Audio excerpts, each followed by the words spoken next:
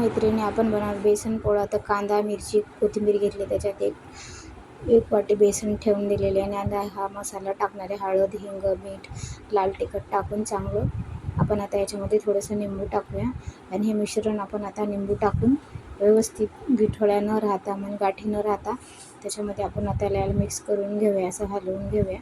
थोडं थोडं पाणी टाकून प्रथम एक वाटी टाकली. आता असं एकदम असं पातळ करायचं आहे बघा, अशा प्रकारे असं झालं पाहिजे. तर एक पॅनमध्ये थोडंसं तेल टाकून घ्यायचं.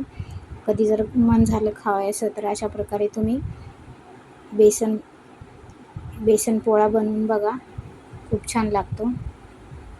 आता मी एक पळी टाकलेली आहे, ते सगळं असं पसरवून घ्यायचं पॅनवर मस्तपैकी आणि चांगला अर्धा भाजत आलं त्याच्यावर झाकण ठेवायचं. आता मी दुसरा करून घेते. थोडा मोठा छोटा बनवायचा, तर चीज टाकायच्यामुळे मी 2 पळ्याचं बनवते. तर आणि आता त्याला उलथून घेऊन त्याच्यावर आपल्याला आता दोन्ही बाजूने चांगलं भाजले की त्याच्यावर आपल्याला चीज पसरवायची आहे. एक नंबर लागतो. अशा प्रकारे झटपट बनवून बघा. भाजी नसली ना घरी तर 5 मिनिटात झटपट बनवणारा पदार्थ आहे हा. एक नंबर लागतो चीज पोळा बघा. थोडंसं चीज टाकल्यावर झाकण ठेवायचं आणि भाजलेला आहे आपला, झालेला आहे बघा. हा रेडी आहे आपला बेसन पोळा. मस्तपैकी अशा प्रकारे बनवून बघा. 5 मिनिटात होणारी रेसिपी आहे बेसन पोळा. छान लागतो, पातळ आणि